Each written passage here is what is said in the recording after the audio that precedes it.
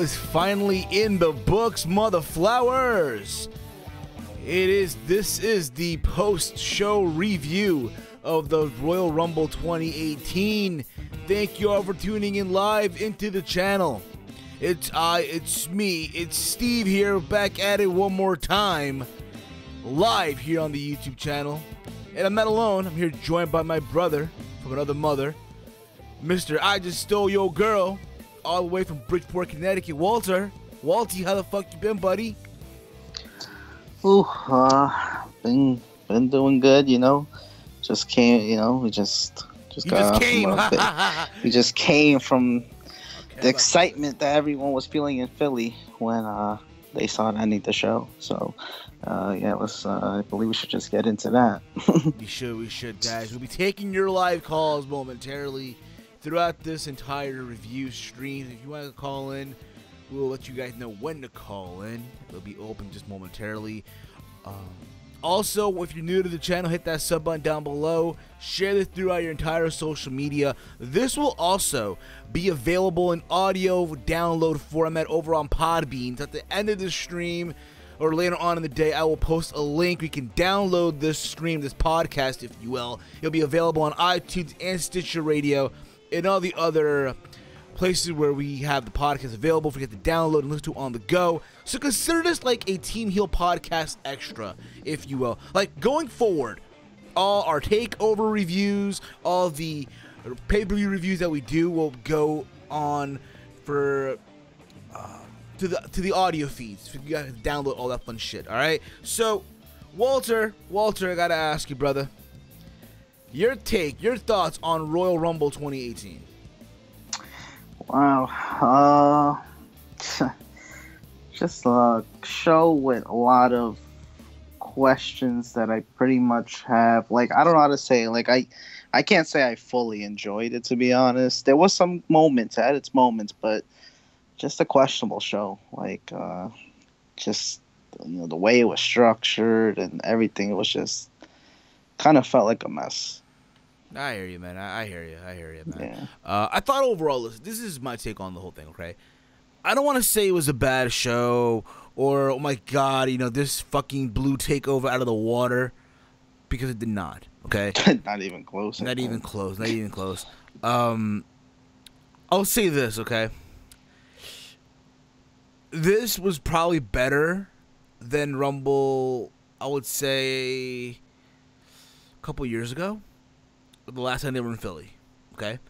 However, what I did not like is the way this shit was structured. The match, the way the matches were placed and shit like that.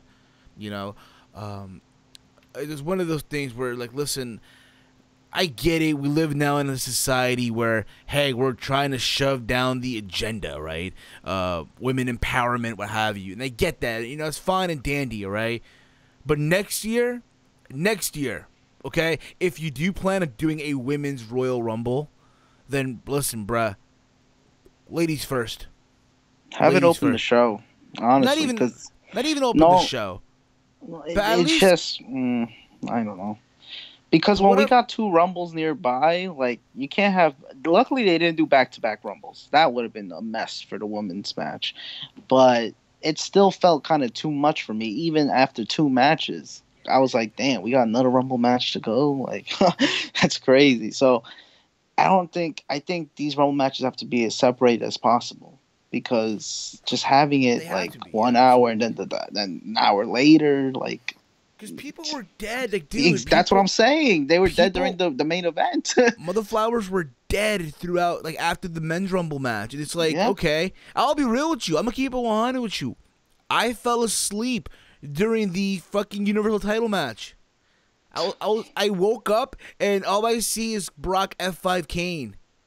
You didn't miss much, to be honest. I saw some table spots here and there, but other than that, I mean, like, come on. I mean, but guys, we'll get your thoughts also just momentarily. Read your comments also down below in the chat. Also, I did enable the super chat feature on the stream, so you guys want to leave a super chat with a donation, it's your choice. We're not forcing it. Feel free. You're more than welcome to. All right. They had that feature. I know, right? Yeah, I know. A lot of things you don't know, Walter. But this show emanated from Philadelphia, the home of Extreme, the Wells Fargo Center. I did not catch the first 2 pre-show matches because I was doing a live Q&A on the YouTube channel, right? So I missed the first 2, pre-show matches on the network. Apparently, the first 2 pre-show matches were Kalisto, Grand Metalik, and Lisa Dorado versus TJP, Jack Gallagher, and Drew Gulak. Apparently, Kalisto comes back after being hit with the water bottle. With Grand Metalik, Lisa Dorado, they beat Gallagher, Gulak, and TJP. Good to know, whatever. The Revival, Dash and Wilder beat Gallus and Anderson. Revenge, I guess, from Raw 25. But I did watch Bobby Roode in his open challenge. Apparently, there was an open challenge for the U.S. title, right? And people were speculating, okay, Bobby Lashley. People were speculating, EC3 or some, big name, if you will, right? But instead, who we got was Mojo Rawley. And I'm going to say this, okay? It was a complete and total letdown. Out of all the guys you could have put out there to challenge Bobby Roode, okay? From the SmackDown roster, you have both Raw and SmackDown on that damn show, right? So you mean to tell me you couldn't, have a Raw guy come out, if anything, right? This was a complete, utter letdown. At the highest degree. Well, as a matter of fact, dude, there was a moment in this match where, they botched the ending. The glorious DDT, so Bobby tried to do it from the top rope. Like, he had Mojo's legs hanging on the top rope, I guess what it was. And they botched it. Completely botched it. What, he didn't sell it right, or... No, just the way it went down, it just felt sloppy. I mean, it's Mojo Rawley. But, I don't see how anyone expected someone big to come out. It's the pre-show. I mean, they don't care really about that, those matches. That's why it's on the pre-show. I understand it could have been someone better, a whole lot better. Even my prediction, Ty Dillinger would have been better. But he had better plans. Well, I don't know about that, but he was on the main show, kind of. Okay, yeah. so on the ground, bro, on the ground. Come on, Walt, don't lie to me, man. But I guess it is kind of weird, just Roode to get this type of spot. He wasn't even in the Rumble match. The fuck, you have him on the pre-show just doing this? That's just not good. That's just a waste of time. What was the point of that? There was no point to that match. The other matches, I'm not even gonna comment on. I didn't watch it, and I had no interest in it. You did yourself a favor, bro. You did yourself a favor. I'm not gonna watch 7 hours of this fucking shit. Yes, you are. 4 hours was just as long.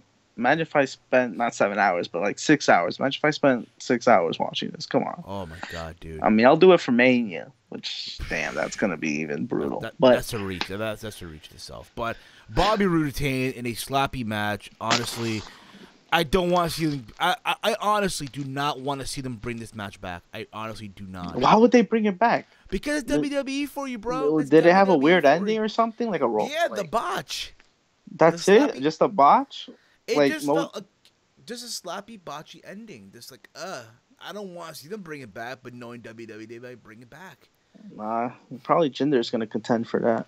Yeah. Also, guys, before I continue moving forward with this review, I want to give a big thank you to our homie, our awesome layout and graphic designer here, the homie himself at Salrex Gaming. If you are a YouTuber and a podcaster out there, and you want awesome layouts done for your own YouTube channel, your podcast, your YouTube videos, if you're someone like me who wants and occasionally do voiceovers, like I occasionally do, hit him up. He does amazing work. Literally does amazing work. Not only for myself, but he's done awesome layouts for OKFabe, Solemn Monster Sounds of the Solemn Monster Sounds of Wrestling Podcast, Joe Cronin of the Joe Cronin Show, That Ass Podcast, Foul Mouse Network, and the No Holds Bar Wrestling Podcast as well. Again, hit him up on Twitter at Salrex Gaming. Link to his Twitter handle, as a matter of fact, is down below in the description. Give him a follow, hit him up, and he will work with you. Believe me. All right, Walter, back to the main card now, because again, the pre-show was here and there. They actually interviewed Ric Flair on the pre-show panel, by the way. He was interviewed, and I'll be real about it, dude. Just watching him being interviewed by that pre-show panel, it just felt so cringeworthy, because I feel like Flair felt very uncomfortable, dude. I don't know if you caught that or not. He felt uncomfortable? It's like he felt uncomfortable being there. Like, you know, they asked him questions and shit. He just answered the generic way, if you will. I feel you. Like, I mean, this isn't the first time that we've seen Flair with awkward interviews. I mean, but I assume he wasn't drunk or anything, right? Like, it was just, I don't know, I guess, I didn't watch it, but I could imagine he was just going off topic, because I know he was not drunk. He was not drunk. He was in, you know, nothing under the influence. He was actually sober as shit, dude. But like I was telling you, he just felt very uncomfortable being there. Just sitting there answering these questions and shit like that. Just felt like awkward as all hell, if you will. But yeah, that was just, again, one of those things where it's like, You know what's crazy too? So as they're interviewing Ric Flair, right? They're interviewing Ric Flair. I didn't say this right now, but I'm gonna say it now. They had the timer on how long it took for the show to begin, right? And so I guess what happened here was that after every 10 seconds for like the minute to turn to like another minute and shit, they played the buzzer and people were chanting 10, 9, 8, 7. Again, I thought it was cool, but felt at the wrong moment. That's just me, okay? But moving on here now to the main pay-per-view card, okay? They had literally, I want to say, about 5 matches, right? 5 matches to fill like 3 hours. And the show kicked off with the handicap match for the WWE Championship. AJ Styles and Sami Zayn. My bad. AJ Styles versus Kevin Owens and Sami Zayn for the WWE Championship. I was shocked that this match started the show, if you will. I would have had the tag team actually start the show off. Would have had, you know, the Usos versus Chad and Gable start the show, not AJ Styles and Kevin Owens and Sami Zayn. I get why they did it, to get it over with. Because people at the same time, think about this too, right? WWE was competing with the Grammys, right? So from their eyes, oh my God, the Grammys is such a fucking threat. Let's put AJ Styles in the opening of the show. Which to me made 0 sense. No, the Grammys started at like 8 though. Didn't start at 7. Yeah, but so that still, so I guess they got one of their big matches out the way, kind of. I don't know. I guess so, dude. It just felt very, very cringeworthy. Okay, but the match itself, I'm gonna say this. It was a weird way to start the show. Like I said, I really was not big into this match. Somewhere in this whole thing, I guess the ending of so somewhere in this match, right? It is a Pele kick, just back and forth, this 2-on-1 attack, right?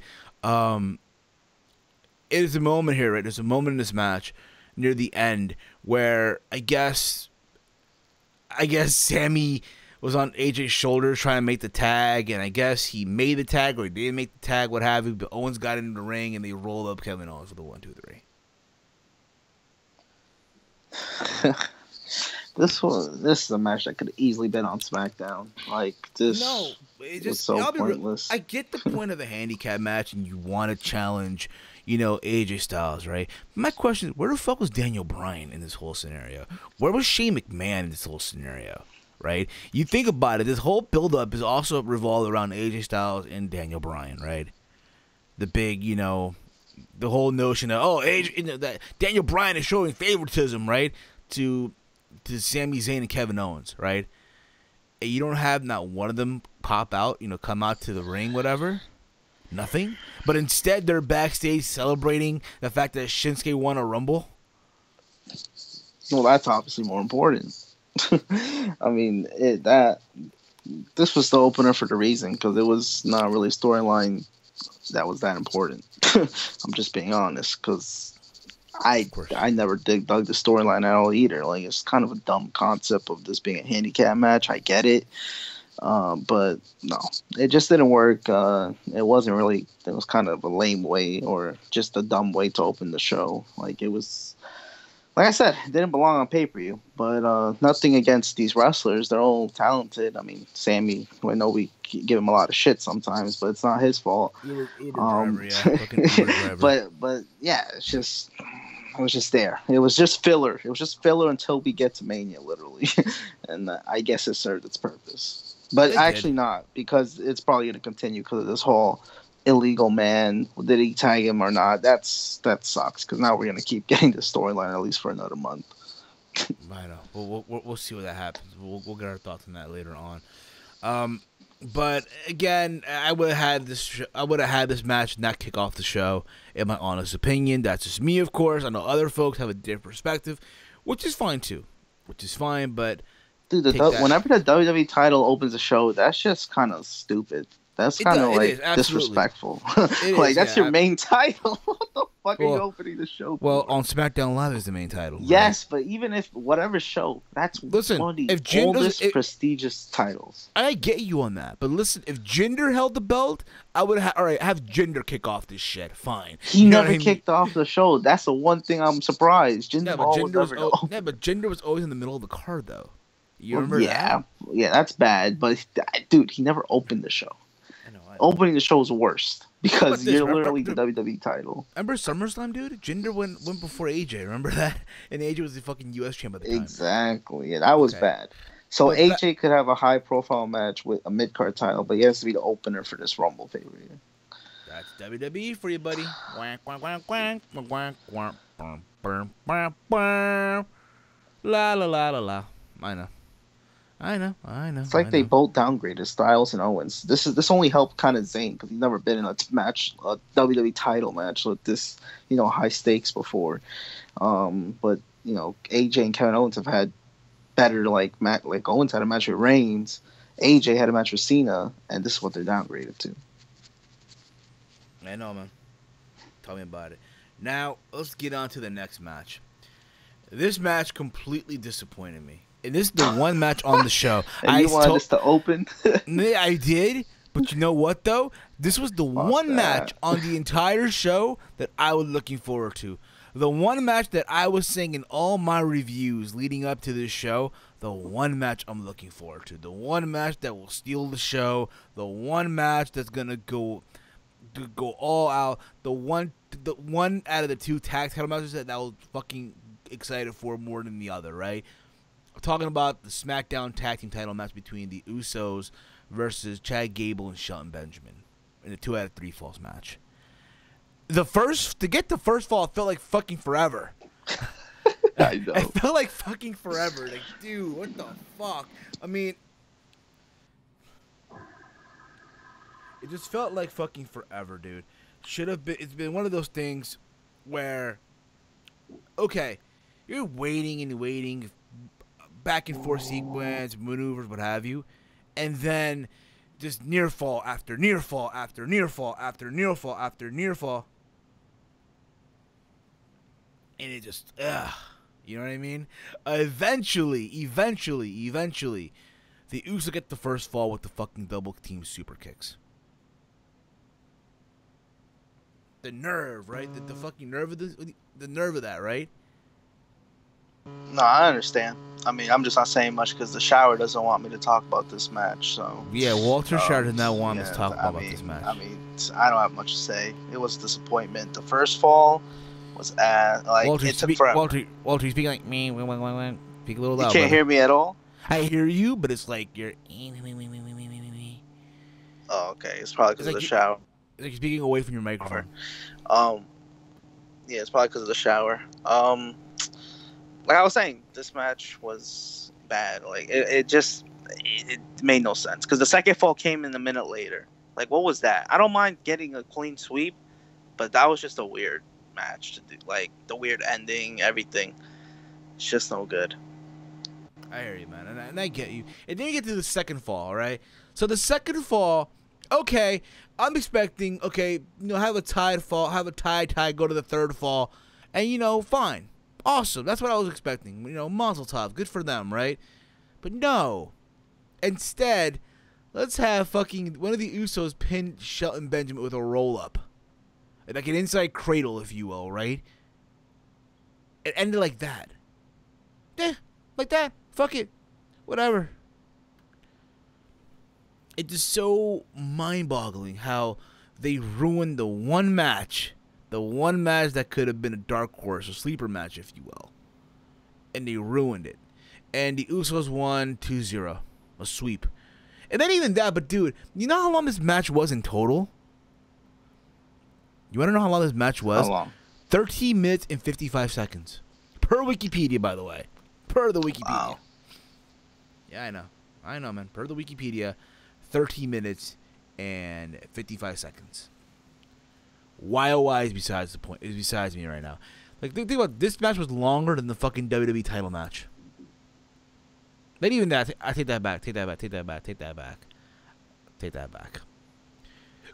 But what was your overall take, though, of this match? Overall take, in your honest opinion, dude?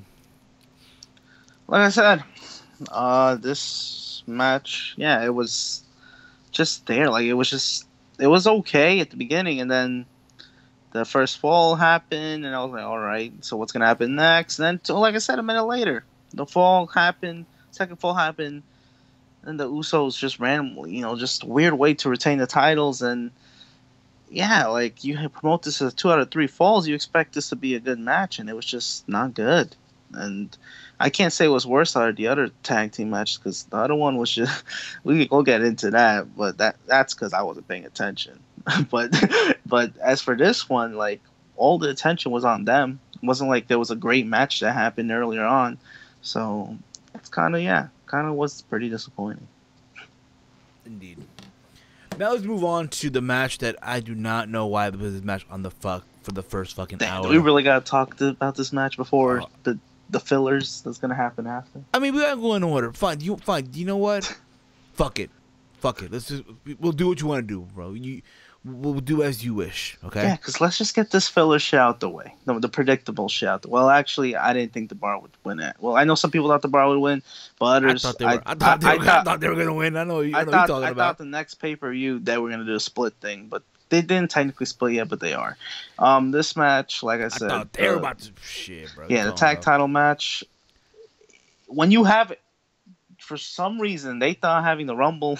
When I heard the men's Rumble was after the third match on the card, I was like, are you kidding me? Like, so I guess the women's Rumble's going to close the show out, but man, you're going to have this so early? Because I know there's other matches announced. Like, dude, I did not think the women would close the show. I did not think that, right? No, I thought that once the men's... Yeah, but once they met, I'm like, okay, yeah. God. That's when I knew Ronda was going to come out or something was going to happen. Bro, I just, like I said before, I hate that the agenda is being shoved down our fucking throats, dude. I get it.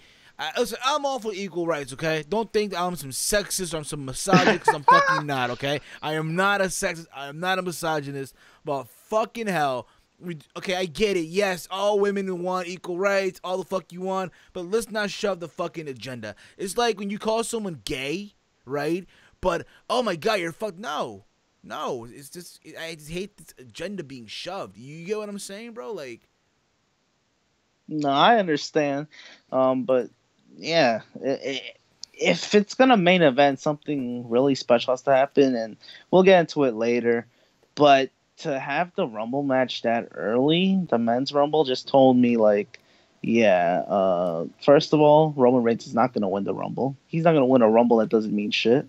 Like, let's be honest. If this Rumble's like in the mid card, that means the winner's not going to really main event at all. And it's rarely that the winner does main event. And it's kind of like that Rumble in 06 where Rey Mysterio won it. But I want to talk about the Rumble, but I feel like we should just get the filler shit out, which is the tag team title match that I don't think anyone really paid attention to. Okay. Let's get that out of the way, though. Let's get to the Raw tag title match. We had The Bar versus Rollins and Jason Jordan, Angle Maivia, right? I thought this match was a bust, because I'll be real with you. So somewhere in this, keep this in mind too, what kind of got to me too, like we were talking about earlier, like you start the Rumble match early, right? But yet then these guys had to come out again to do another match, which by the way, we already saw them already. Sheamus was the only fresh one because, well, Jason Jordan as well because he wasn't in the match, but Sheamus got eliminated quick, which means Cesaro. Well, Seth Rollins is the one that killed himself the most, and yet he still looks superior over Jason Jordan. What about his gear, dude? What about his gear, by the way? Well, he got that Kane gear. Burn it down. People were like, it's funny on gear. Twitter. You know what's funny? My good buddy here, Big Mike's on Twitter, right? Big Mike wrestling show said on Twitter that he looked like the white member of fucking Harlem Heat. No, I think he was channeling more of his inner Bam Bam Bigelow.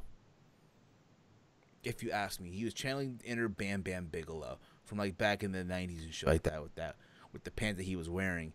But other than that, we got a caller. Actually, we got a caller. Already? 205, you're on the air. 205, you're on the air. Hello? Hello? Is this Steven? Yes, it is. Steven, you're a misogynist. Oh, my God.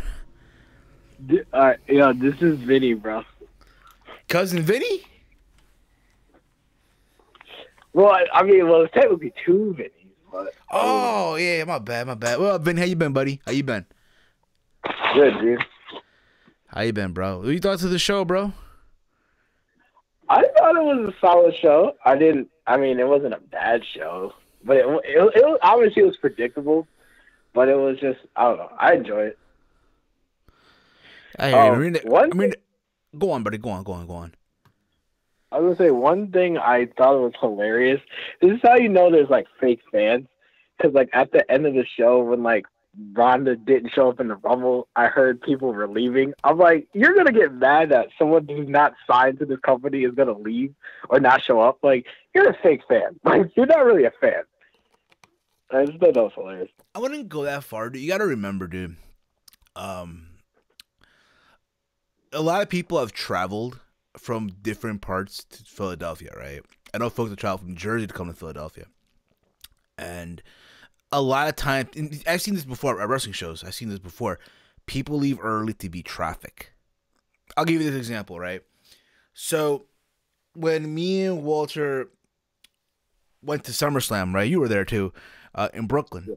I knew a lot of folks that, again, didn't do what me and Walter did. We rented a fucking apartment in Brooklyn.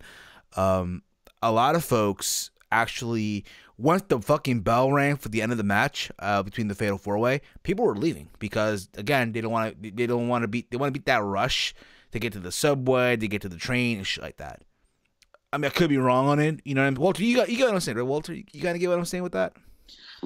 Yeah, I mean, yeah, some people, I understand they get mad and shit, but if they want to leave early, I mean, sometimes they do it just because they live far and they gotta beat the traffic. It's kind of like in sports. Exactly. If your team's getting blown out or if your team's blowing the other team out, if you need to leave for traffic, that's fine. I don't like when people do that, even if there's traffic. Like, you spend a lot of money on those tickets and to just leave early, I understand that's kind of distasteful, but people just want to beat traffic, I guess. I don't know. Exactly. Yeah. We'll give them the benefit of the doubt. Let's put it that way. Let's give them the benefit of the doubt. But I hear what you're saying, dude. Yeah.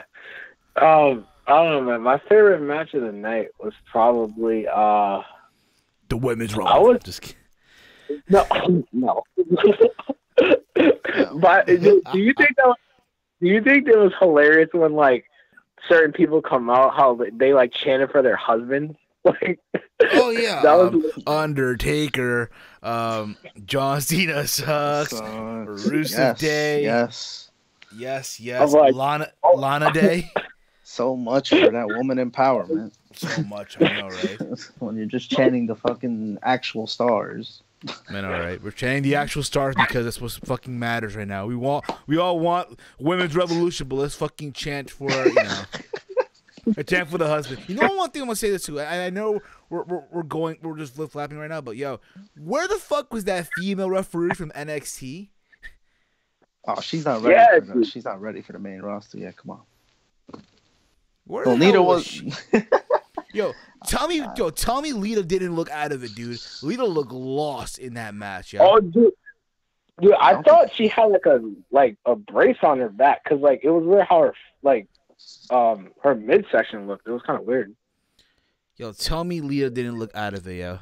I think she wasn't fit to wrestle. Okay, did you see? Please tell me you saw that part where Sasha like went for the kick and like the miss.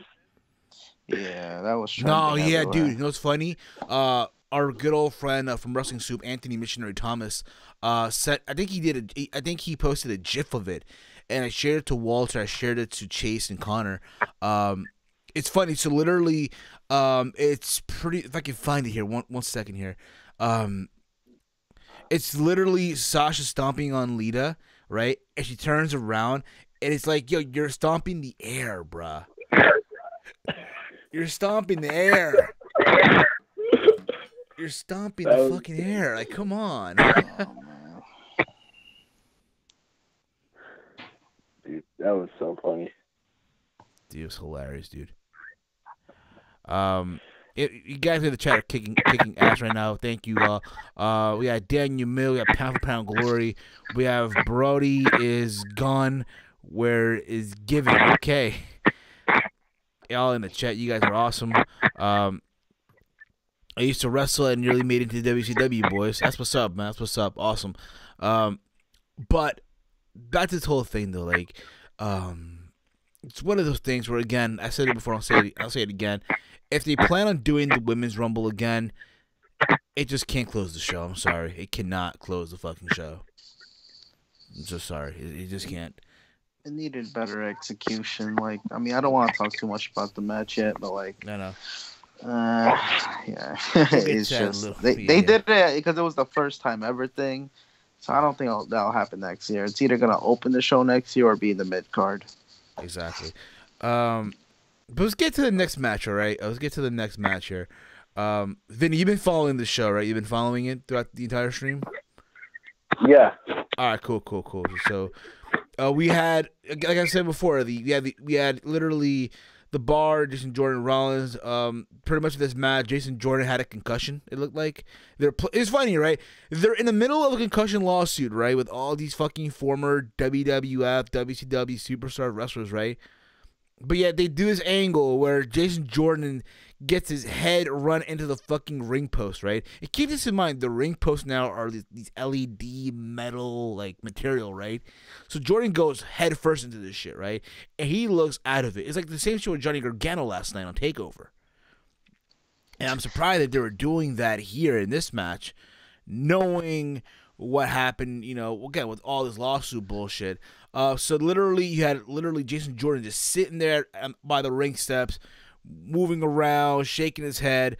Eventually, he tags in and then tags right back out. And Ron's like, "What are you doing? Come and fight! Come and fight! Come and fight!" Oh man, was anyone really paying attention to this match? Like I said, once you had that, because you had the Rumble. Like the Rumble's gonna. There's a reason why that's the last match on the show. Not because it's the most one of the most prestigious matches, and it's the right main event type of match. But that's why it's a long match. So after a 1 hour match, you can't follow that up with some random tag team match that we've seen already, and they were still dead after the match after as well a little bit. So you just can't do that. And I wasn't really paying attention to the match after that because I just wasn't feeling it, just like the crowd. And we had new champs, okay. And then we're going to get a nice, I don't know if it's going to be nice, but we're going to get some type of storyline with Jordan and Rollins heading into their Mania match. So that's it down. You got to, let me ask you a question, Vinny. You got to think, if you're Seth Rollins, right? Going into WrestleMania, think about this, right? Last year, 2 years, was it 3 years ago? No, it was last year. Huh? No, but 3 years ago, he won the championship, right? He cashed in the Money in the Bank. He misses WrestleMania 32. He comes back last year, faced Triple H in a lackluster match, right? Against Triple H. But he beat him. And now this time, now this year going to WrestleMania, he's gonna probably face Jason Jordan. Talk about a downgrade, right? It was supposed to be Ambrose. Vinny, what do you think, bro? Yeah. What do you think, Vinny? Is it Dude, a downgrade to you? I think No, dude, like it's so crazy because obviously since Dean Ambrose got injured, I wanted Seth to just go back to singles, like because like this tag team is weird. Like I get it how like now Jordan is becoming like a heel with the crowd, but it's like the whole tag team doesn't make sense, and I just feel like because of Rollins' like actual position, I feel like he should have been definitely a singles guy. Maybe did stuff with, or maybe went to SmackDown and did stuff. I'm not sure, but like just the tag team thing is kind of weird. Tell me about it, man. I agree with you. I just felt kind of weird. I would have kept Braun as a singles guy. That's just me. I would have kept him as a singles guy. Maybe go for the Intercontinental title, but we'll see where things go. Walter, same question for you, bro. What's the question? Do you feel that this is a downgrade out for Ronda? He's going to go to WrestleMania against fucking Jason Jordan. Well, obviously, because anything you face Triple H, what's next? You know, it's kind of hard to get an upgrade from that, or at least.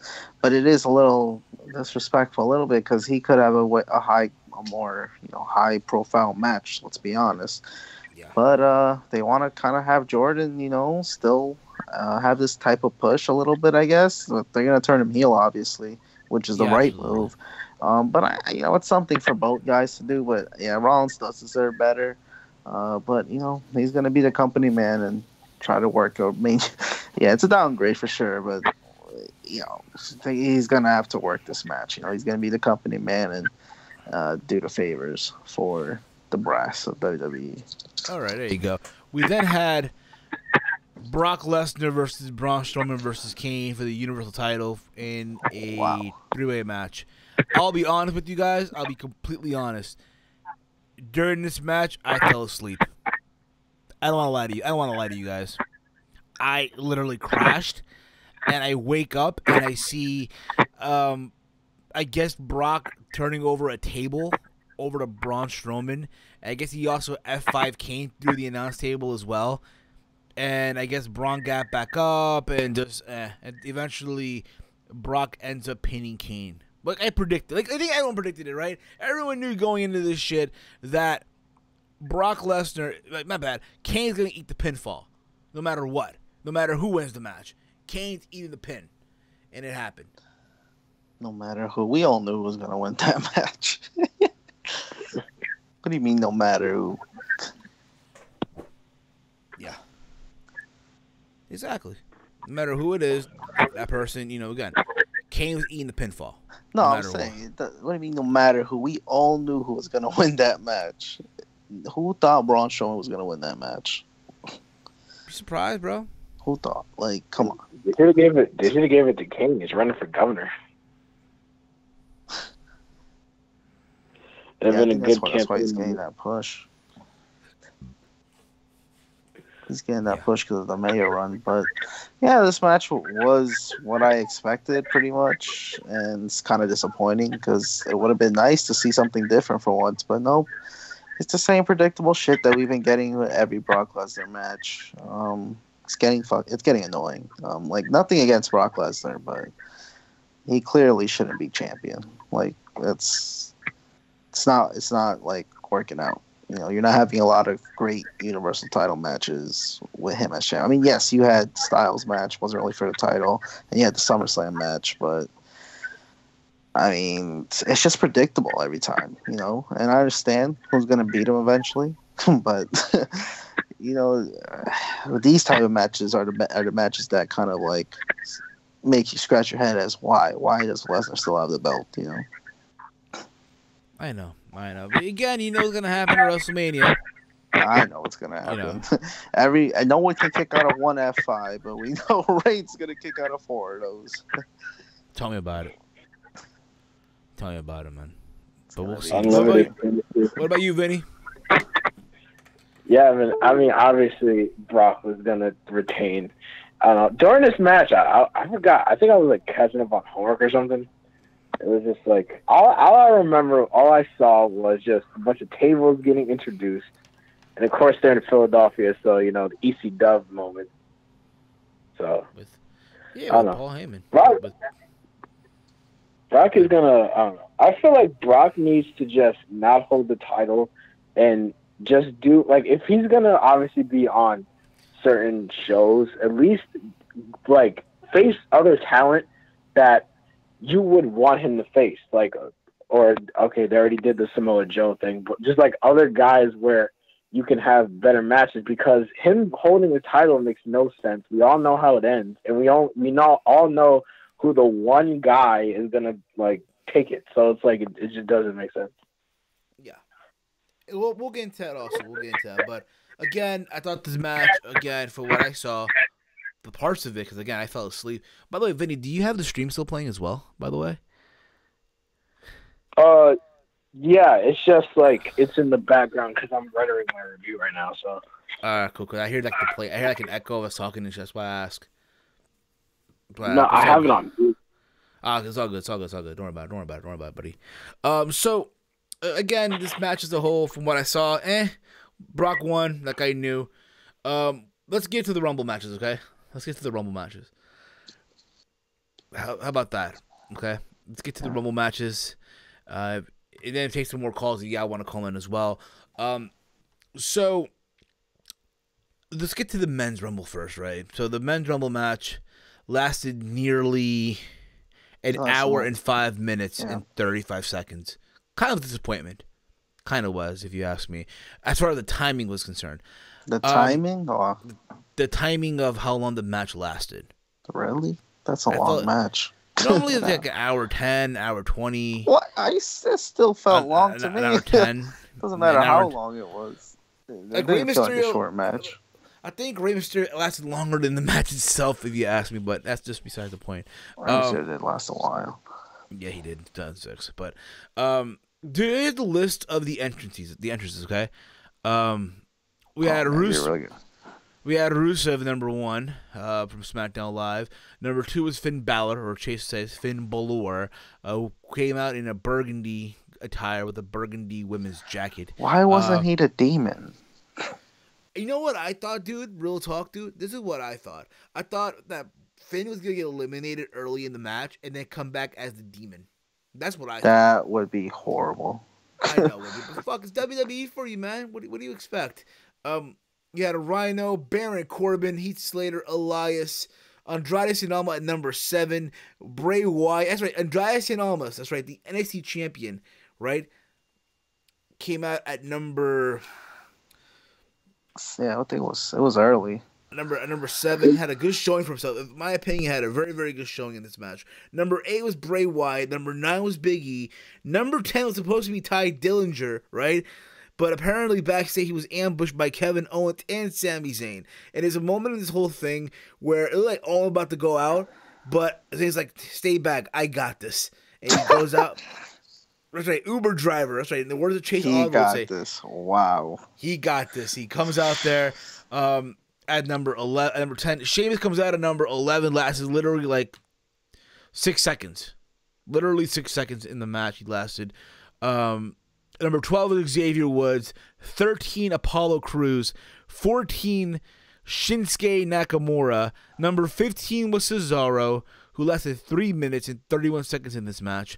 Number 16 was Kofi Kingston, who was eliminated by Andrade Cien Almas. Jinder Mahal, who entered at number 17, and his hair got long, dude. He doesn't have curls anymore. His hair got long and oily. I don't know why. Number 18 was Seth Rollins. 19 was Woken Matt Hardy, who literally lasted a minute and 4 seconds in this match. A waste of an entry, in my honest opinion. Dude, he was the bigger waste of an entry. There was so many waste entrants tonight. This was like, there was Heath Slater, fucking. I know. I mean, once you get to 30, that's another wasted entrance. I mean, there were so many wasted entrants. We had John Cena number 20. We had the Hurricane at number 21. Who made another one. Surprise return with the Hurricane. He gained weight, looked fat as fuck. I'm sorry. Dude, hit that DDP yoga, motherfucker. That's what you get for fucking blocking me on Twitter, bro. Like that. Fuck the Hurricane, yeah. That's why you blocked me on Twitter. Number 22. He didn't block you on Twitter. Gregory Helms blocked you on Twitter. Not the Hurricane. Same shit. Number 22 was Aiden English. Number 23 at the Jordan number, Adam Cole, baby. Oh, wow. Adam Cole, baby. Number 24 is Randy Orton. Number 25 was Titus O'Neil. Number 26 was The Miz. Number 27 was Rey Mysterio, who looked, per Michael Cole, in the best shape of his life. He looked good, but I don't know about the best shape. We know who's going to 205 Live. Just saying. You think? Yeah, he fits right in. The next 205 general manager. Don't be surprised. I think that makes sense. We have number 28, the big dog, Roman Reigns, and people started booing. Oh, man, people were booing. This shit happened. People were mad. Oh, my goodness, yo. You can just imagine the hate was real, bro. The hate was fucking real in Philadelphia. Number 29 was Goldust, and number 30 was Dolph Ziggler. That's right. The same Dolph Ziggler who walked out on SmackDown Live and vacated the U.S. title a couple weeks ago at the same SmackDown that I was at. Mm-hmm. And no one gave two fucks about it.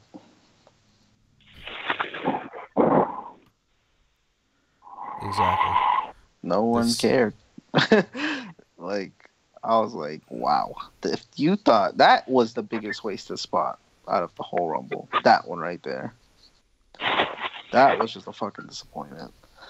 Like, god damn it. Like, I knew he was obviously, they were saying he was a favorite. I'm like, what the fuck?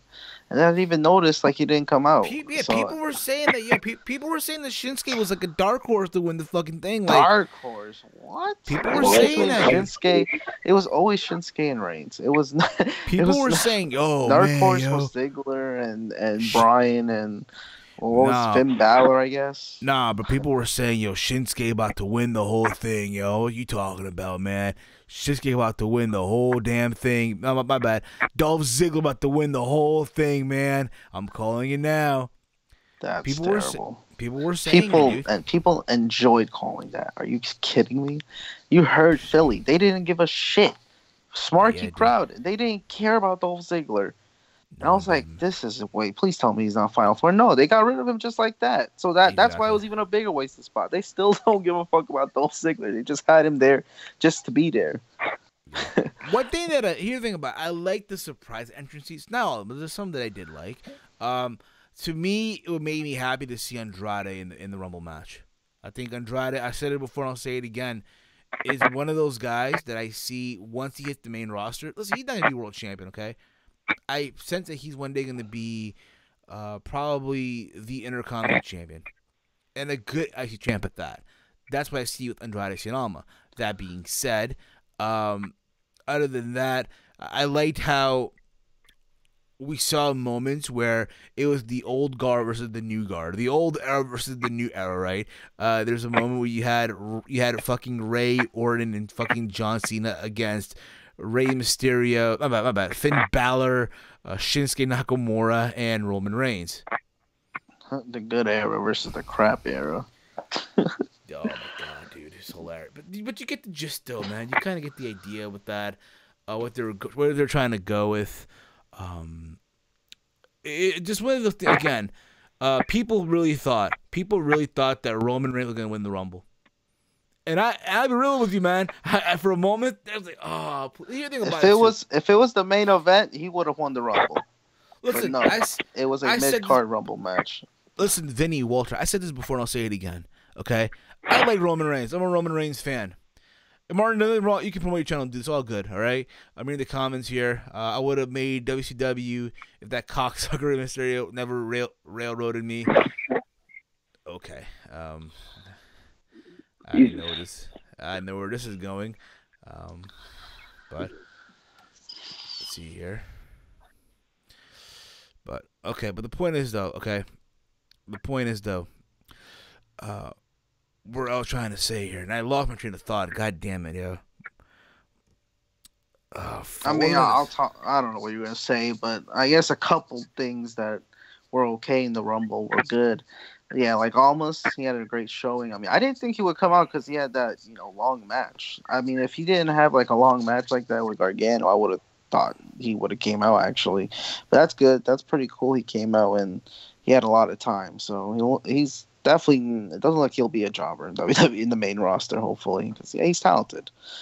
Selena Vega, it's always great. He has to bring her along for sure because she's hot as shit. And Adam Cole, I didn't expect him to come out either, but so there were two nice NXT surprises, and clearly they're gonna have some type of big plans for both guys. Well, especially Adam Cole. I don't know about Cien Almas, but he is the champ. So, no, I just didn't like the waste of spots in this match, which kind of hurt the match to me. Like just random eliminations and. I don't know. I just wasn't feeling it. Like I wasn't feeling most of this match a lot. Near the end, it picked up, and the ending was just a little bit better. Like the last few entrants minus Ziggler, like everything was going along a little bit better. Exactly. What about you, Vinny? I was gonna say about Roman Reigns. It's just funny.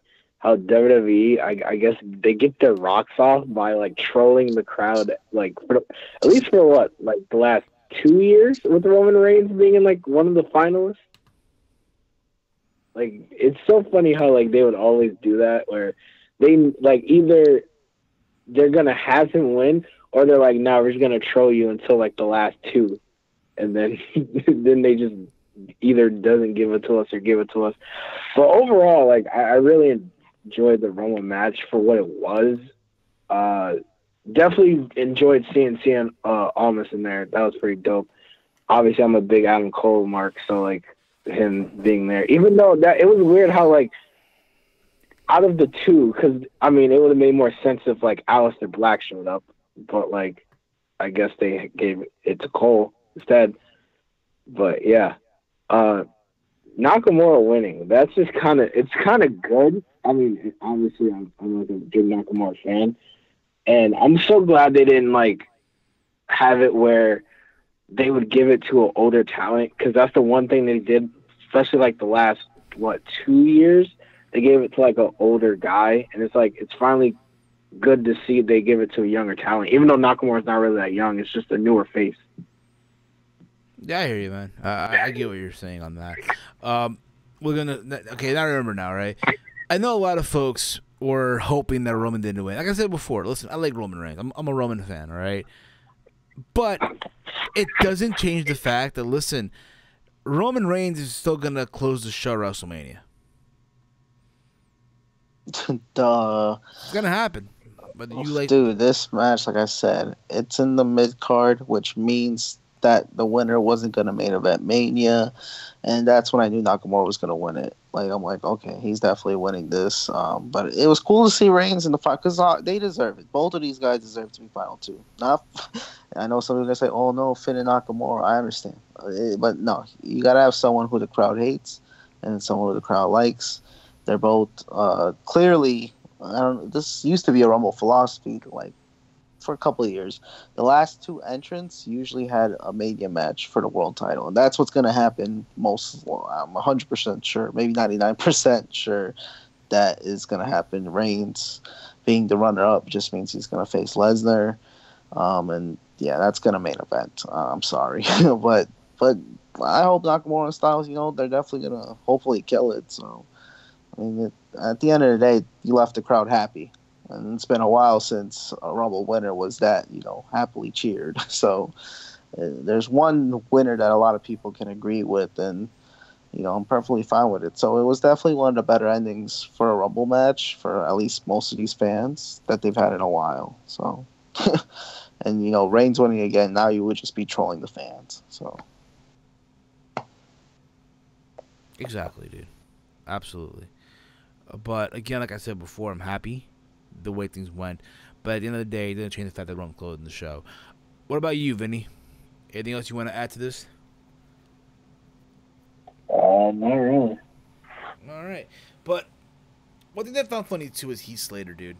So Heath Slater came out, and every time someone would attack him as they were making their way to the ring, I think it's obvious too where we're going to with John Cena, Elias at WrestleMania. It's obvious, right? That better not be a Mania match, man. I like Elias and all. But, I don't mind it, though. And I say that, dude, you know why? Because at least, hey, At least is Elias having a profile match at his first meeting. Yeah, it's against Cena, and you know it's gonna happen. I guarantee you at what's the pay It's gonna be a waste. Like, dude, it doesn't even matter if it's against Cena. You're gonna lose to him, and what? What's gonna happen? Your profile's gonna go up. Then ask that to Rusev. Rusev's just getting over again. Ask that to Bray Wyatt. You know, it's not helpful. I mean, yeah, he gets the profile match, but then we're gonna forget about him. Like Elias, I like the push he's getting. He just needs to start it off a little bit slow. I think this Cena match is too soon. I honestly do, and you know, I think they want to do Cena and Joe still. You know, and hopefully Joe is healthy by Mania so that we can at least get that match. I mean, right. I guess Cena Elias is a better option than Taker. But I honestly see the Cena Elias, that should be a Fastlane match. If you're going to go that route. Or whatever pay-per-view they have coming up for Raw. Because, I don't know, man. I'm not digging that if that's a Mania match. I mean, you might as well do Cena and Finn Balor, to be honest. All right. I'm being serious. Like, now that I think of it, who's Finn Balor going to face at Mania? Now, what I've been hearing? You might as well make it Cena, right? I mean, I don't know, dude. I just thought of a Mania match right there. See, there you go. There you go. You thought of a Mania match right there. There you go. There you go, buddy. Better than Cena and Elias. And I don't like Finn Balor like that, but clearly he's more ready than most of these wrestlers out there. So yeah. Now let's get to the main event, and I can't believe this closed the show. I really cannot believe this Rumble. Indeed, closed the show, man. You had to believe it. Here's the thing, I did not want to, though. I did not want to think that, hey, the women are actually closing the show. They were like rumors all day about this. I did not want to read the dirt sheets here. I didn't read the dirt sheets, but everyone spoiled it on Twitter, so that was kind of hard to avoid. I was in disbelief, man. It just shocked the hell out of me. After this, guys, if you want to we're gonna take more calls too. Want to chat with me, Walter, and Vinny. Vinny, you still here, right? Vinny, you still here? Yeah, dude. Oh, there you go. There you go. I thought you passed out already. That you faded away and rendered yourself obsolete. But Matt Hardy was literally obsolete. I know he was. He was. So the women's Rumble match. Here's the thing, okay. I don't want to say that I hated the match. I didn't hate it. Okay. What really kind of like irked me a little bit, and this is just my thing, okay, and say whatever you want, okay, it's just one of those things where it's like,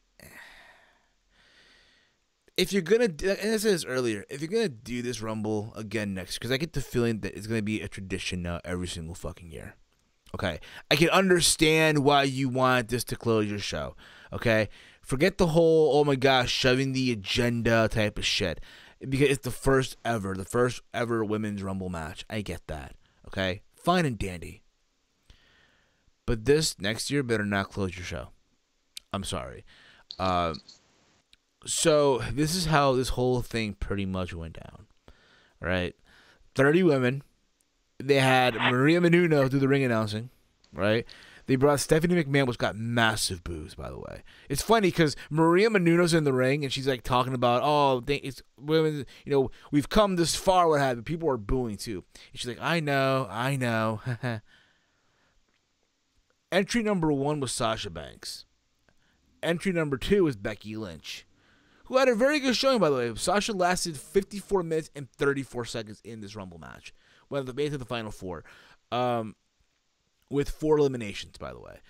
Becky Lynch was entry number 2, and she lasted 31 minutes, 13 seconds with 2 eliminations. We had number 3 with Sarah Logan, who had 0 eliminations.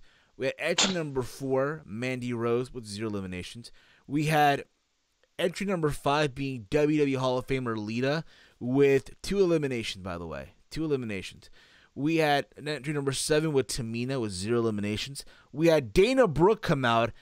Oh, by the way, we also had at number 6, we had Kairi Sane, right, with 0 eliminations, by the way. That's right, Kairi Sane, the same Kairi Sane that won the Man Classic, right, with 0 eliminations. She's still in NXT. Yeah. You can give her that excuse. Number 7 was Tamina, right? Tamina with no eliminations. What the fuck was she wearing? All white, everything, bro. Day one-ish. It's funny, the Usos were also wearing, like, all fucking white and shit, too, so that's we had Tamina, we had Dana Brooke at number 8, who eliminated the one only Kairi Sane, which got massive boos by the people, by the way. I know. We had the return of Tori Wilson, age 42 and all. I'm gonna say this: she looks beautiful. Okay? Oh my god, she looks great. She looks amazing for a fitness instructor. All the hell you want, but one thing's for sure, she still cannot know how to wrestle. Yeah. I mean, that's not what she's known for, but man, she's definitely really hot. We could use a lot more of Tori Wilson in the WWE, to be honest. Not her wrestling skills, obviously, but just the looks. Ooh. Shit, man. She's. I mean, we got hotter ladies down that came out later too, but Tori Wilson still got it in terms of looks. What do you think, Vinny? We thought of Tori Wilson, bro. I mean, I have like an Asian fetish, so like she's not on the top of the list for me. Oh, okay. Then I guess you went crazy for Kairi Sane then. Okay. Kairi Sane was your I like Kairi Sane though. All right. She definitely deserved a little better than what she got in the Rumble, but at least she was there. At least Tori eliminated one person in this match, by the way. She had one elimination. Who she eliminated? Let me find out right here. She eliminated, I believe it was Dana Brooke. Yeah, Dana Brooke. She eliminated Dana Brooke. Remember. We had number 10, Sonya Deville with one elimination. We had number 11. I just realized you skipped Lita. We didn't even talk about Lita. Lita number 5. Yeah, Lita number 5. We'll get back to her. We'll get back to Lita. Because Lita was sloppy as shit. I'm sorry, dude. And I understand a lot of these women, haven't wrestled in a long time. I understand they've gone on with their life, what have you. But and Lita's, and she can, and there's no defending Lita because you're at the PC. I think does she still work for WWE? Not really. She doesn't have a contract. Then never mind. Then that's what I said. I take back what I said. Where was I? Okay, number 11, Liv Morgan with 0 eliminations. Number 12, the returning of Molly Holly, who hit the Molly go round from the top rope, which got a massive pop. Also, one thing about Lita, she did like a double Lita run. She did like a double moonsault on both Sasha and Becky. And just because that people were chanting, "You still got it, you still got it, you still got it." It's random, but who replaced Alicia Fox? Like, I'm trying to figure out who did they call in to replace. So you think it was Tori Wilson or Kelly Kelly? I feel like it was one of those girls. I feel like Kelly Kelly was always supposed to be there. I think we'll get to that. I think I know who. I think I know who replaced our beloved Foxy, Alicia Fox. I mean, you had to replace Paige as well, so I was wondering who replaced her. So number 13 was Lana, with no elimination, but she got a massive Rusev Day chant, right? Or Lana Day. It's funny. She said it's Lana Day, and she literally goes off on the two women from Ruby Riott and Liv Morgan, right? Number 14 was Michelle McCool with 5 eliminations. So out of all the free agents that came in, she had the most eliminations. Hey, it pays to be when you're Undertaker's wife. You get that treatment. Matter of fact, dude, she was the one with the most eliminations in this entire match. That's so bad. Was she really? Yeah, she did with 5 eliminations, dude. 5 man. 5 eliminations. Man, gotta do it for Undertaker. I know, right? So Vin, what we thought about Michelle McCool, dude? Do you want to see her come back or? I mean, I was a fan when I was younger of her. It's just, I mean, I don't know. The spots where they would bring people back, I mean, you would kind of get excited, but it's like, at the end of the day, none of them are actually gonna win. So it's like, I'll be happy for like 2 minutes until you get eliminated. Yeah. You know what's funny too? At first, she was botching a little bit. She got in the ring. She's at close and she trips. She was stumbling a little bit, but then she got a rhythm for what it was. We then had, let me see here. Number 15, Ruby Riott with 2 eliminations. Number 16, the return of Vicky Guerrero. Screaming at, excuse me. She replaced someone then. She replaced Alicia Fox, probably. She probably did. She probably did. It's funny because literally everyone in the ring eliminated. So she literally got the Muhammad Hassan treatment, if you will, in the match. I mean, she wasn't actually gonna wrestle. What the hell? You know what she was wearing, dude? She was in church clothes, dude. Yeah, exactly. She wasn't gonna wrestle. And yeah, Sasha Banks eliminated Vicky Guerrero, her favorite wrestler's wife. She let herself widow. Go. She let herself go, dude. Who? Vicky Guerrero let herself go. Oh yeah, it looks like she gained a little bit more weight. Yeah, man. Fucking hell. I don't think she gives a fuck. She's older now. Yeah, she's old bag. Number 17 was I'm kidding. Rest in peace, Eddie Guerrero. Rest in peace. Number 17 was Carmella. Number 18 was zero eliminations. Number 18 was Natalya with 3 eliminations. Like your Miss Money in the Bank winner with 0 eliminations. And you know what's funny? So Carmella comes out and she gets attacked by Vicky Guerrero with the briefcase. It's fucking Why funny. was she in the match, by the way? Like, because they needed to fill up women. I understand, but she has the briefcase. I don't know, dude. But this way, they had both Sasha and Alexa. My bad. They had Alexa and Charlotte sliding down outside. Exactly. Why don't you? If I'm Carmella, why don't you attack one of them and then just have a random match? Wouldn't that be hilarious if she actually won? So, like, if she went to WrestleMania and she lost a match, she would just like attack the person again and just win. I know, it'd be hilarious. But I just don't. That'd be something, honestly, that probably Russo would book back in the day. You know, it just bro. doesn't make sense, man. I know. Like, Carmella's in this match when she's literally, the champions are sitting right there. I mean, even if it's just for the SmackDown one, and attack Charlotte or something. What the fuck? What are you doing? Like, oh my god, they're trying to. Tell me about it, man. Tell me about it. Where was I here? So, number 18 was Natalya with 3 eliminations. Number 19 was the return of Kelly. Ooh. And oh my god, I'll tell you right now, yo. I think people still ass in the ring. I think they forgot to tell Kelly is 2018, and now it's no longer the Kelly expose. I remember, like, she had on the skimpiest outfit, dude. It just screamed, "I'm a thought." I mean, that's what she was known for. I mean, why change it now? Talk to Randy Orton. But dude, she wore, like, literally, there's a moment where, like, she was hanging on the top rope, and she had her legs bent open and shit. Like, you could see the lines and shit from the back. Like, oh, bruh. But she looked sloppy. She looked really sloppy too. I mean, she was never good to begin with. So never. Even when she won the Divas title like years ago. Like, no, I'm sorry. Yeah, she improved kind of, but not really. No. Number 20, we had Naomi with 0 eliminations. Number 21, the return of WWE Hall of Famer Miss Jacqueline with 0 eliminations. Number 22 was Nia Jax with 4 eliminations. She literally got eliminated by Sasha, Natalya, Bayley, Asuka, Nikki Bella, Brie Bella, Trish Stratus, by the way. We had number 23. We had number 23. We had Ember Moon. NXT's Ember Moon, the NXT Women's Champion. By the way, the same Ember Moon, she had her arm taped up and shit. Like, she's selling the injury from last night, by the way. Imagine if she didn't sell it.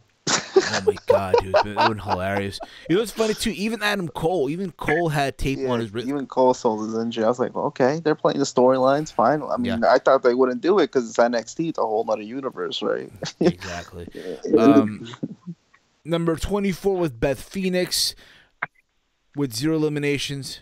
Number 25 was Asuka with Asuka, the same one, the winner of the Rumble, 3 eliminations.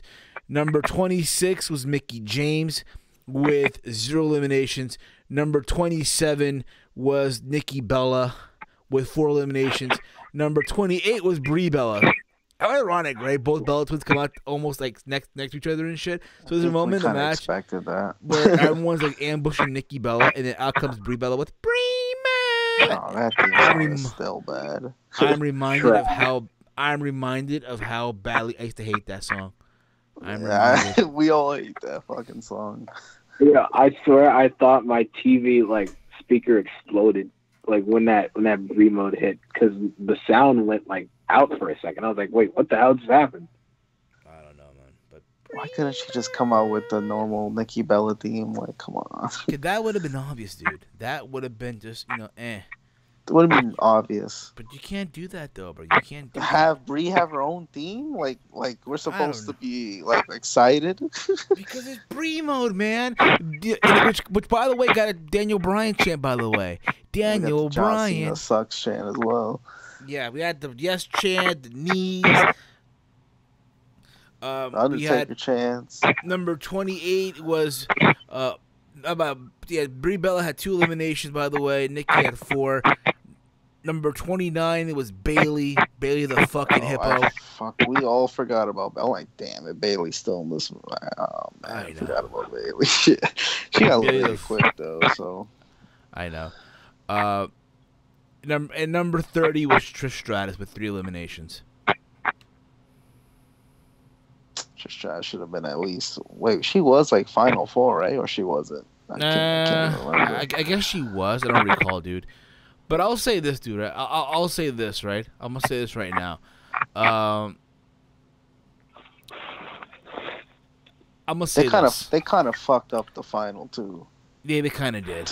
Or the final 3, I should say. I would have not had Nikki Bella and so the final 4 was supposed to be. So the final 4 was Sasha Banks, who apparently eliminated Bailey, and I guess she's now a heel, right? From what it looks like, she's now a heel, Sasha Banks. She is. I thought that's the way she was just acting. I don't even know, dude. But although heel Banks does look way better. You know what's funny, dude? Like, this whole women empowerment shit, and look what Sasha wore, dude. Wonder Woman. Fucking Wonder Woman, by the way. Yeah, she's Wonder Woman. Yeah, sure. So she lasted long. I mean, even though she was outside, and that's another critique I had of this match. Most of these fucking wrestlers were under the rope, outside the ring most of the time. Sasha and Becky especially. Like, damn, like, why you gotta make it so obvious where you can't stay in the ring? Like, most of these females are like off the ring, doing nothing. Like, and the way they were eliminated, some of them was pretty brutal to watch. I'm not gonna lie. Tell me about it, man. Like when you seen someone go over the top rope, like Molly Holly when she went over the top rope. Ooh. You gotta remember, half of them haven't trained in a long time and shit. So it's not even that. It's just that it's just when females go over the top rope, it's kind of brutal. Like they're not tall as men. Like I'm not saying every woman. Like Charlotte is giftedly tall, but everyone else is a little bit shorter and it's just not normal to see them get eliminated like that because they're not used to taking those over the top rope bumps. Absolutely, and I hear you on that. But at the same time, though, I would have replaced some of these legends. Like honestly, we didn't need to see Vicky Guerrero in this match. I mean, she was a replacement, clearly. And a last-minute replacement. I'd have to see Kelly. Like, listen, if I wanted to bring someone back for the nostalgia, they would have brought back Eve Torres. Okay. That's what would have brought Caitlyn, right? Even Caitlyn would have been a better choice.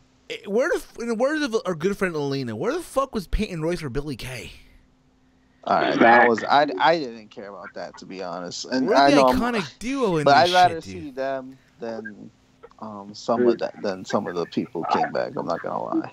It was only 2 NXT people, right, in this match too. Yeah. Am I the only one? Am I the only one that finds Ruby Riott attractive? No, I don't. And so I you are. Well, in my eyes, dude, I'm with you, bro. I'm with you. I don't find her. Well, like, I mean, not in the face. I don't know. I just like tatted up girls. I like the face. The face. I find her face beautiful. No. If I didn't find Paige as attractive as everyone else, Ruby Riott, I guess, is the not watered down, but just a weird version of Paige, kind of, which is weird because they both are leaders of the 3-woman stable. Yeah, I hear you, man. But after this, right? So Asuka wins the Rumble, right? Asuka wins the Rumble, And yo, wait, are you snorting, dude? Are you snorting coke, bro? What? Are you snorting coke? It's all good, man. What the hell? So, I don't know. It's all good. Let's see here. 748, you're on the air. What's up, buddy? Who this? Yo, what's up? It's Thrash Maniac 99. It's Levi. Levi, how the fuck you been, buddy? I'm doing all right. I'm kind of recovering from doing my live stream just about 30 minutes ago. That's what's up, man. So what you thought of the pay-per-view, man? What you thought of the show overall? Be honest. Don't. I really liked the show tonight. I thought, despite match quality may not have been the best, but at the end of the day, when it came to tonight, just with how the booking and the moments we got were, match quality in my mind didn't really matter too much. I thought this was a fun pay-per-view to watch. As far as match quality goes, TakeOver Philadelphia definitely beats Royal Rumble. But overall, I say Rumble was a better show than TakeOver. I think this is probably about the second or third time, and to me, that main roster pay-per-view beat a TakeOver. But yeah, it was just a really, really fun show. No complaints. I'm just glad that Japan won. Japan won, yeah. We're getting AJ versus Nakamura, too. 916, you're on the air. What's up? It's your boy, Dave Sack. What's going on, guys? Dave Sack, how the fuck you been, buddy? See, we're getting everybody in today. We're getting everybody in the call. We got 3 calls right now at the same time going on. What are you thoughts on the show, Dave Sack? I'm a little late to the party. I wasn't able to watch TakeOver last night, so I'm catching up on that after finishing the Royal Rumble. Royal Rumble was about an hour late starting it up, so I just finished it. I'm really surprised with this year's Rumble. They main evented with the women, and like I was telling Walter early, bro, they are shoving the agenda, man. The pussy power. Bro. They are, but the one thing I'll say that they had an opportunity to do that they really, it's obvious Japan had to own the Rumble this year with Nakamura and Asuka, but I think that Asuka, even though Ronda Rousey showed up and wasn't going to compete because she still is in the process of filming a movie and they don't want to risk her getting injured, I think there was an opportunity for Asuka to be eliminated to further the story of her and Alexa Bliss, because why in the heck would they book on free TV, non-title, Asuka already beating Alexa Bliss clean? Because that's WWE for you, bro. It's like I was saying in my reviews. It's like I was saying in my reviews these past couple of weeks. Why, right, are we giving matches for free on TV? Like a couple of weeks ago on SmackDown, right? You had Jey Uso versus Chad Gable. Why are we giving this shit away for free on television? That same episode of SmackDown Live, we had AJ Styles versus Kevin Owens, and then after that versus Sami Zayn, and a back-to-back match. Why are we giving these shit off free? Because it's WWE logic for you, man. That's what. Yeah, it just doesn't make sense. It doesn't make sense. Like I was like the 1 or 2 things I was hoping was going to happen, and I mean a lot of people would have been against it. Was either having Stephanie McMahon run off commentary and be a surprise entrant at like number 30 or 31, like just make herself 31, or having Alexa Bliss, who was right there, cost Asuka the Rumble. And I think that would have been good storytelling. No, it would have, because why in the heck would you book Asuka to? Why would you book Asuka to beat the champ clean already? Can you imagine what would have that match to begin with? Can you imagine what would have happened if Nikki Bella would have won this Rumble, dude? No, I definitely didn't want that. I'm just saying, like, it could have been anybody else. Minds. Exactly. Like, wouldn't it have been cool? And I'm not saying this biased as a Sasha Banks fan, but she was number 1 and lasted almost as long as Finn Balor. You know, like that would have been a good story for the first Rumble. Yeah, but the thing is, though, again, what do you want? What would you rather see, Asuka versus Alexa, or Alexa versus Sasha Banks, which we already seen before? We already seen that. And they've already honestly, and I'm happy we didn't get an answer to the women's matches. I'm happy we didn't get an answer as to who they're challenging for, but the fact that they have the decision as to which brand champion they're challenging, that says a lot this year. And I think that, if it wasn't going to be Asuka, like maybe she could jump ship if she wants. But the thing is, I'm just saying that it's like, dude. Here's what's gonna happen. This is what I'm calling it right now. Okay, at WrestleMania, it's gonna be Alexa versus Asuka. Right? That's what it's gonna be. Well, that's obvious. That's obvious. And for SmackDown Live, it's gonna be Ronda versus Charlotte. I don't mind the match. I don't mind it at all.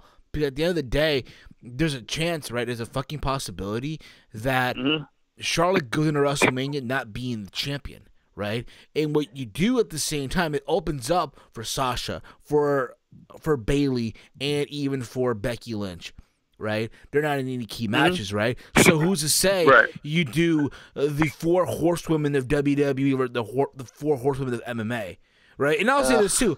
And I say this. Listen, I said this in my takeover review. All right, I don't know if Levi, if Vinny, or Walter, even you, Dave, will agree with me or not. But Shayna Baszler is probably the most sloppiest women's performer right now they have at NXT. Well, she's green still. Yeah, she's still new, obviously. Like, bro, there's a moment in her match with fucking Ember Moon, right? I'm just about to watch that match. I just put it on pause to call it. Well, she's delivering knee strikes, right? And at the same time, she's pulling the fucking hairband, like the rubber band that you put to tie your hair up and shit. She's trying to take that shit off, and she's struggling with it. Like, dude, why? Well, but that's beside the point, though. But that's beside the point. But you see Vinny Lee. What do y'all think about what Dave is saying, though? What do y'all think? Walter, what do you think? Because if you're gonna do the match of Bliss and Asuka, Dave, let Levi and Vinny. What do y'all think? What do y'all think? I don't know. I mean, shit. Bliss and Asuka, like I said, that match shouldn't have happened at all. Because if you're gonna have that at Mania, it's kind of pointless. We know who's gonna. Plus, you got to add in the fact Raw has the Elimination Chamber this year. Yeah, so it shouldn't have happened. Maybe. But Alexa probably won't even be the champion at Mania, to be honest. I mean, why not do Sasha and Asuka, or I don't know, something. I mean, we already seen Bliss and Asuka. That myself too.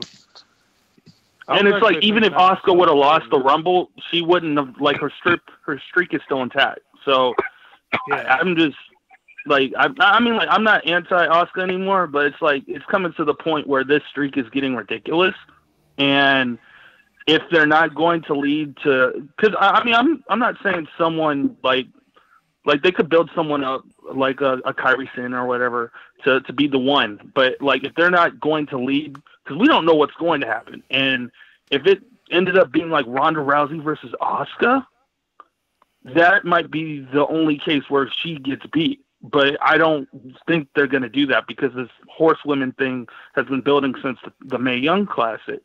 But other than that, man, I love the men's Rumble. I mean, I don't know why the Hurricane was there, but he was there. Almas did an amazing job. Like, big ups to Almas. You know, I was really hoping if it wasn't going to be Nakamura, it was going to be Balor, because we haven't seen someone at 1 or 2 win it in a long time. And so, like, those are always, like, a good story to tell. You know? Fair enough. What about you, Vinny? What do you think, bro? It's going to be weird to see Asuka versus Alexa.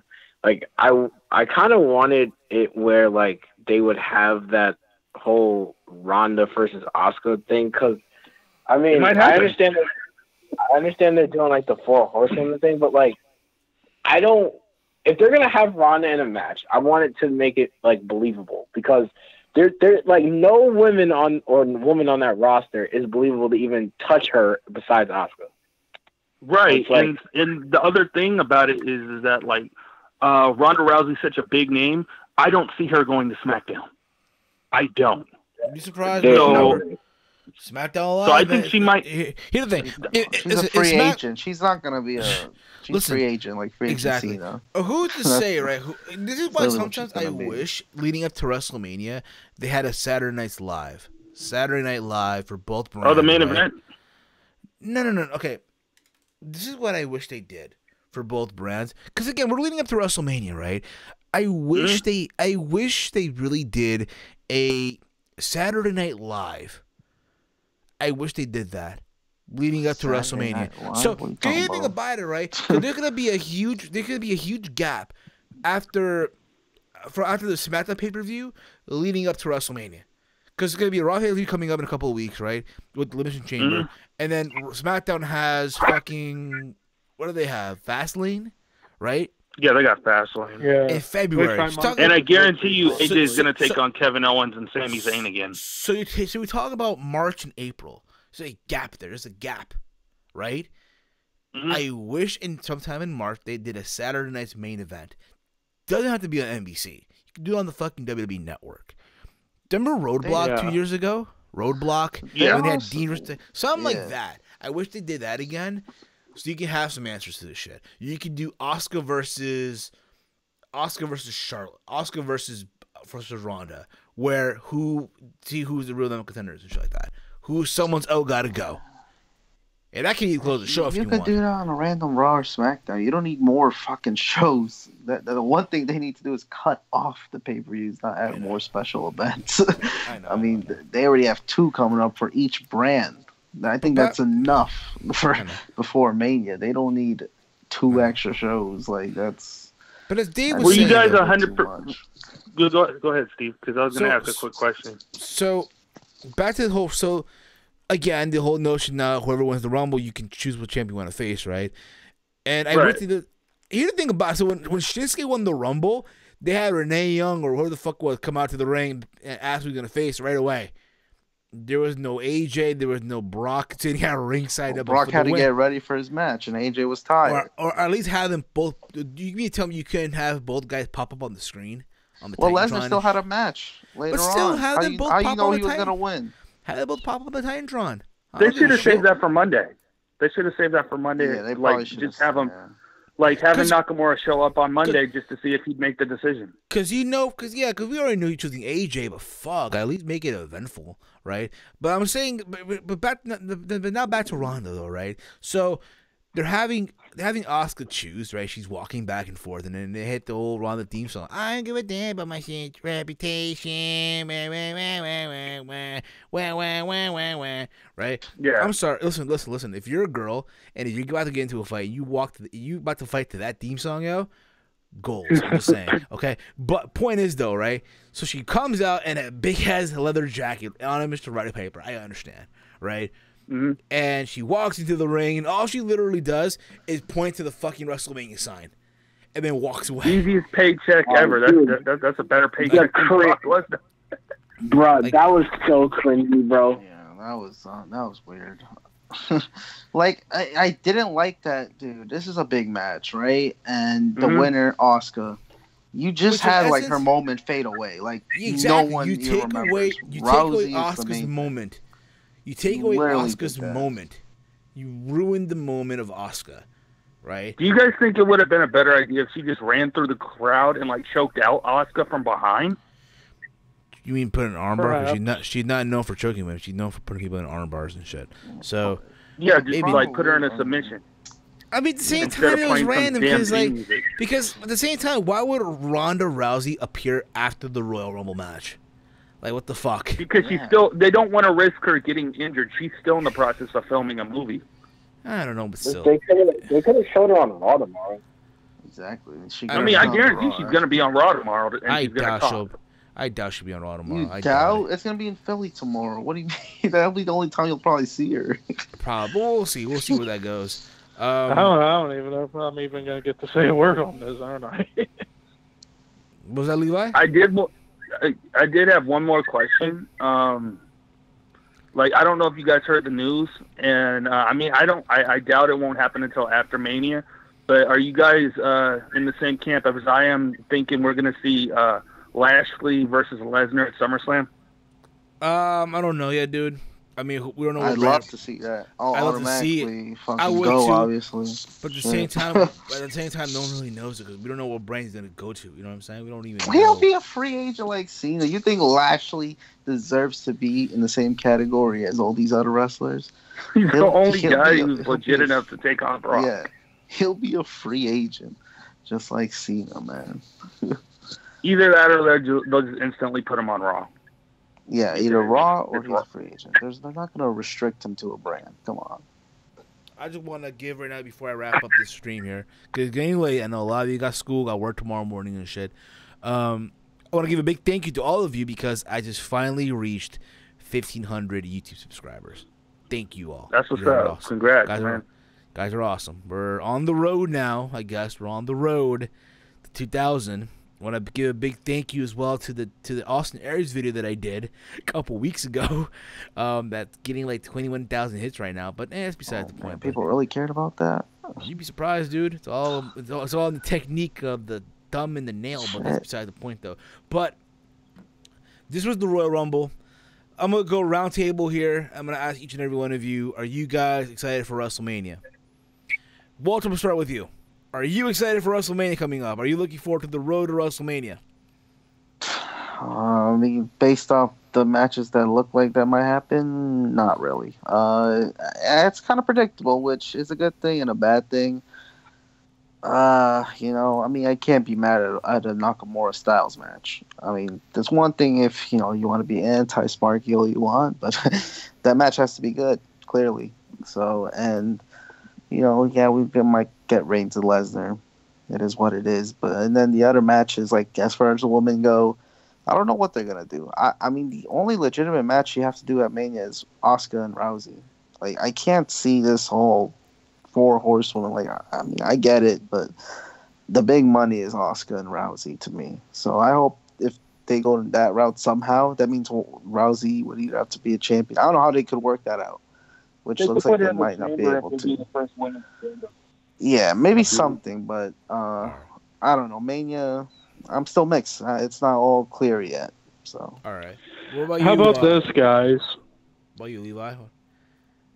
How about this, guys? So apparently there's already a report from everyone's favorite wrestling insider, the man I hate, Dave Meltzer, saying that supposedly the current plan for Ronda is to have her team up with someone to face Triple H and Stephanie.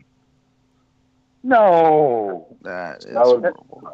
No, and they're supposedly saying that the original idea was discussed was to have The Rock be Rousey's partner because of what happened at 31. Wow! But of course, with movies and stuff, probably not. If they're going to do that, it'd be Kurt Angle to be Rousey's partner because Triple H and Kurt got their storyline from Survivor Series.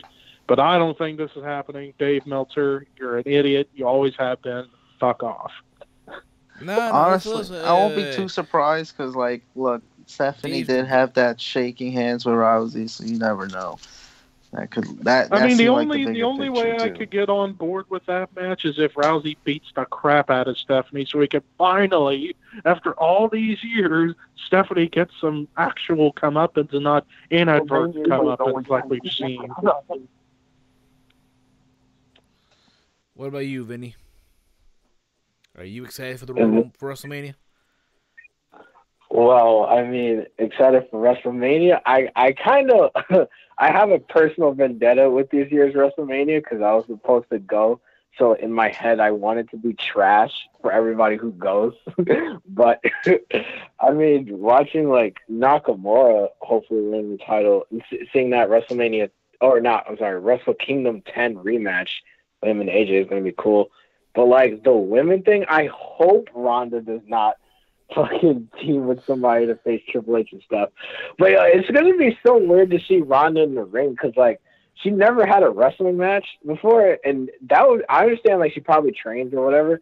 But it's, like, it would be so weird because I hope she doesn't fuck up and break somebody's arm for real. I hear you. What about you, Dave Sack? Are you looking forward to WrestleMania? I mean, it's Mania. I'm always a little bit excited, but I mean, like we're dealing with the obvious. I'm disappointed that we're never getting the chance to see Brock Lesnar defend the title in an elimination chamber. That's a perfect match for him. But instead, we're gonna get Roman, and you all know what's coming. And I'm happy. I don't know about you, but I'm happy. He's gonna kick out a 3 at 5s. I can't wait.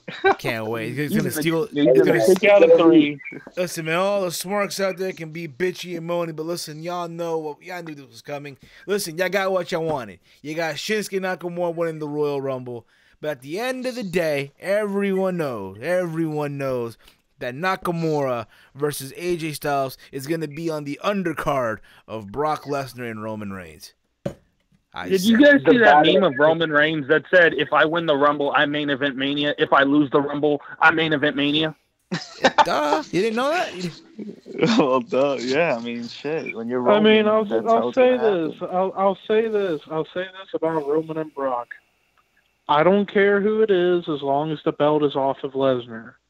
I don't care if it's Roman at this point because I'm starting to get used to him a little bit. I just want the belt off Brock. He does not need to be world champion if he isn't going to wrestle as champion. Yeah, we were discussing that earlier. I agree, man. Like, Lesnar's champ is just not needed, honestly. I know. Yeah. I mean, like, don't get me wrong. I mean, I love the pairing of him and Paul. You know, Paul's promos. I mean, they're getting a little stale because it's the same thing over and over. But, I mean, it's a feel-good moment. However, I will say this. The day Brock is gone is the day we can have any chance of there being any other type of main event besides Roman and Brock. Or Brock and insert here. Well, we'll see. Brock didn't re-sign a contract yet, so that could be his last Mania match, but maybe not. I think he'll resign, to be honest. I don't know if it's the wise move to do, but I wish he wouldn't. I wish he would just go back to if MMA I don't mind where him being there. It's just him as champion. Just know. If you're going to re-sign him for another part-time deal, and it's not Lesnar's fault because that's what WWE's offering him. I mean, I would take the offer too. My thing with Brock is he needs to quit acting like he's in MMA. Go back to how you were in 2002, 2003 when you were legitimately the best big man technical wrestler on the roster. I'm bored of the suplexes and all that shit. I am bored of it. I want him to be like he was years ago. So you want him to go back to putting on the underwear with the black boots with the... You want him to put I'd rather have that than him looking like he's in UFC. You want him to beat up a midget or a one-legged guy like Zach Gallen. You want him to dig at MMA. I'm an MMA he wants to do fan. shooting star press. You want him to push a wheelchair guy down the stairs? Yo, come on, Levi. Yeah, you want him to beat up the little Make-A-Wish kids. Christ. Like I said, I'd rather watch that than just 16 suplexes over and over and over again. Dude, that's man. It just goes to show you how I feel about Brock Lesnar nowadays as a competitor. Is that for guys, for our beloved Thrasher, is that bad that he wants to see Brock Lesnar beat up a Make-A-Wish kid than see him beat this bad MMA? Oh my God, Levi. Oh. It's how I feel. It's legit how I feel. I'm bored of this. I'm bored of this. Like I said, I'm just bored of this MMA Brock Lesnar in WWE. If he's gonna you must be bored of like every MMA person they just brought in. You're probably bored of Shayna Baszler. You're bored of Ronda Rousey. You're gonna get bored of Ronda Rousey real fast. You're bored of the chicken Absolution. You're just bored of anybody in relation to MMA. Gonna get bored of what's this person's name? Bobby Lashley coming up real soon to WWE. That's gonna be at least Lashley. At least Lashley can still wrestle. I know. They need to just pull the trigger and bring in Matt Riddle. They're not gonna do that, dude. Because honestly, dude, I don't think Matt Riddle wants to come to WWE right now. I don't think he wants to right now. I think right now he just wants to go do the indies. It's not bad. You know what I mean? It just is what it is. What happened? Building his name up. You know, a lot of people, they want to build their rep up through the indies. Not that he doesn't already have a name, but like becoming one of the top names of the indies before like WWE is even asking for you. Like, make them come to you. Don't go to them. Exactly. That's at the deal. Well, guys, this pretty much wraps up. This pretty much wraps up our Royal Rumble review recap We thank you all for tuning in live tonight here on the YouTube channel. This will also be available in audio format. I'm going to post it on Podbean. That's our new home of the Team Up podcast. That's where episodes have been these past couple of episodes, if you will. So this will be available on iTunes, Stitcher Radio, to name a few. All right. Before we wrap up, I just want to give a big thank you to the homie himself, the one, the only, Salrex, for the awesome layout that you see here. Again, if you are a YouTuber or a podcaster and you want awesome layouts done for your YouTube channel, your podcast, what have you, hit him up over on Twitter at Salrex Gaming. He does amazing, amazing layouts for just amazing stuff. All right. And again, you can follow me on Twitter at HeelSteven, where I tweet throughout most of Monday Night Raw, SmackDown Live, NXT pay-per-views, and above all else with each and every single one of you mother flowers out there. And thank you all for making this channel finally reach 1,500 YouTube subscribers. On the road to 2K. Here we come. Okay, cuz. Yeah, you can follow me on Twitter at HeyI'mWalter, and yeah, what a show for Nakamura and Asuka representing Japan. I see you, WWE, trying to get that Japanese audience. I will speak Japan, dude. I will speak Japan. Trying to get that Japanese audience. I see them, but yeah. Good for them. I don't have complaints with the Rumble winners. The show itself, it was, I'm mixed with it, like I said. But like I said, the winners, I have no complaints. All right. What about you, our beloved Thrasher? Where can we find you at? You can subscribe to my YouTube channel, ThrashManiac99, or unsubscribe, since that seems to be the trend nowadays. You can follow me on Twitter at ThrashManiac99. You can follow me on Twitch.tv, ThrashManiac99, since I do gaming streams on there every now and then. Yeah, that's pretty much it. What about you, Vinny? Where can they find you at, Vinny? You can subscribe to my podcast channel, Shotgun Carousel Podcast. You can follow me on Twitter at AntisocialVinny. And hopefully, if you sub, just so you know, you're contributing to my hentai addiction. So, there you go. And Dave said, where can they find you at, Dave? What the fuck did he just say about hentai? What? I'm a troll, bro. Just go anyway, you can follow me on YouTube, MWE_D Extreme. I've been doing a lot of live plays. Dave, speak a little loud, Dave. Dave, speak a little loud, Dave. Follow me on MWE_D Extreme on YouTube. I'm doing a lot of Let's Plays now through the PlayStation 4. On Tuesday, I will have to do Final Fantasy The City again. So I will be giving that a live play, as well as I'm keeping old school MMA. I know a lot of you people, you got UFC 3, but I'm playing the original. I will be releasing part 2 of the Rise of Peruvian Strong Style. We got Stefan Guerrero in the MMA cage, so still undefeated, I might add. You know, that's how I roll. So if you guys want to check out some plays, and then I'm saving up for a mic, getting into this podcast thing, do some fantasy booking, you know, stuff like that. But yeah, follow me on YouTube.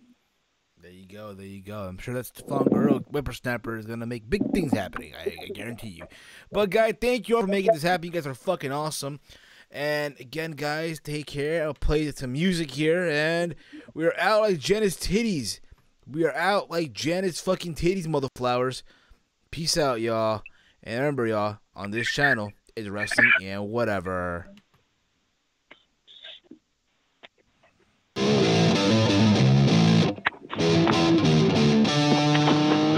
Ah.